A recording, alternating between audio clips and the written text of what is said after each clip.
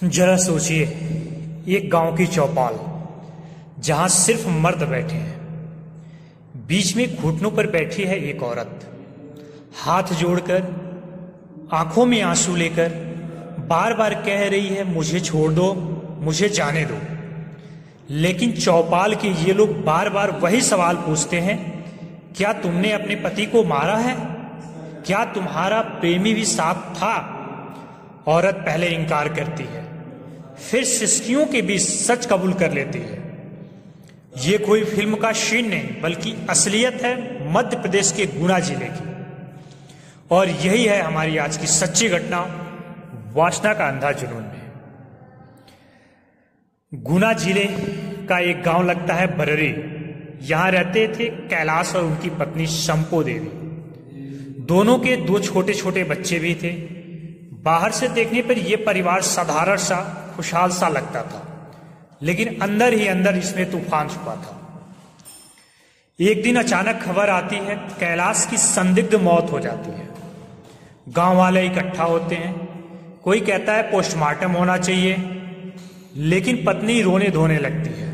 नहीं नहीं, मेरे पति को मत काटो, वो बीमार थे, मैंने दवा भी दिलाई थी, डॉक्टर भी दिखाया था। गांव का ही एक झोला छाप डॉक्टर भी गवाही देता है, हाँ बीमार थे। गांव वाले मान जाते हैं और बिना पोस्टमार्टम किए अंतिम संस्कार कर देते हैं। लेकिन अंतिम संस्कार की चिता पर जाते जाते किसी की नजर पड़ती है कैलाश की गर्दन पर। रस्सी का गहरा निशान था।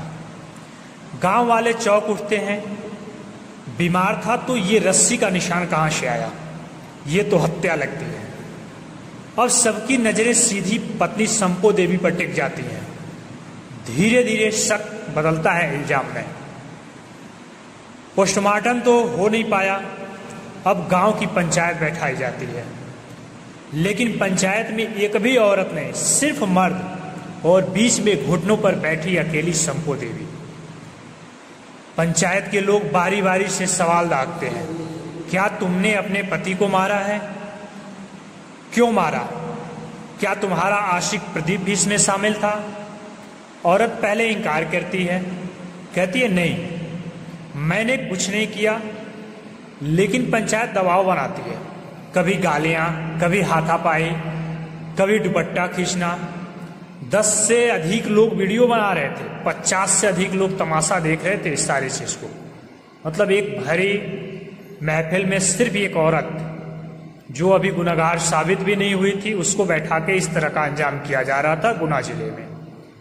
आखिरकार दबाव में शंपो देवी टूट जाती है और कबूल कर लेती है, हाँ मैंने ही अपने पति को गला घोंटकर मार डाला।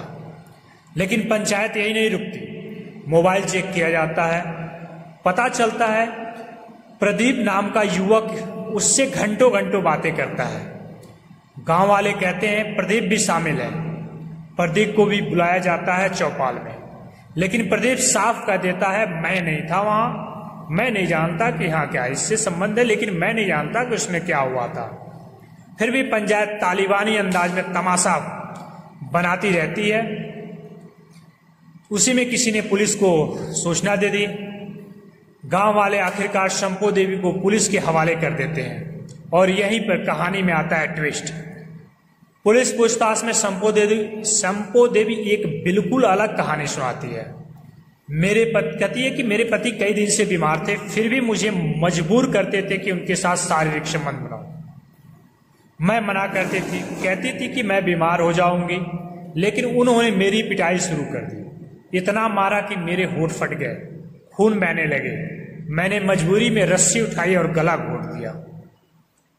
औरत कहती है उस वक्त घर पर कोई नहीं था, प्रदीप का इसमें कोई हाथ नहीं। प्रदीप का रोल सिर्फ इतना था कि वो बीमार पति के लिए दवा लाता था।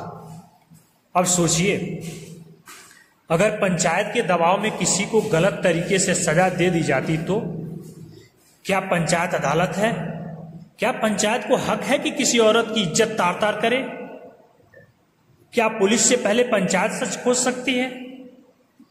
ये पंचायत नहीं थी, ये एक तालिबानी चौपाल थी, जहां इंसाफ के नाम पर अपमान हुआ, जहां कानून को दरकिनार कर भीड़ ने फैसला सुनाना चाहा। लेकिन दोस्तों, पति की हत्या का इल्जाम सही हो या गलत, लेकिन इंसाफ का हक सिर्फ कानून और अदालत को है। गांव की पंचायत अगर कानून हाथ में लेगी तो हर गांव में भीड़ तंत्र होगा, हर गली में लिचिंग होगी। इस घटना ने फिर साबित कर दिया कि वासना, गुस्सा और जुनून का अंधा, मतलब ये वासना, गुस्सा और जुनून इंसान को अंधा बना देता है। चाहे वो पति का अत्याचार हो, पत्नी का गुस्सा हो या पंचायत की आधी भीड़। यहां पे उनकी पत्नी भी सेम गुनाहगार थी। यदि उनको प्रताड़ित किया जा रहा था तो उनके पास भी रास्ते थे कि वो दूसरे रास्ते अपना सकती थी। यदि उनका प्रेमी प्रदीप था तो प्रदीप के साथ वो अपना नया जीवन यापन कर सकते थे शादी करके, या वो अपने पति को छोड़ सकती थी, या पति के खिलाफ थाने में आवेदन दे सकती थी। लेकिन उन्होंने भी जल्दीबाजी में गलत रास्ता चुना।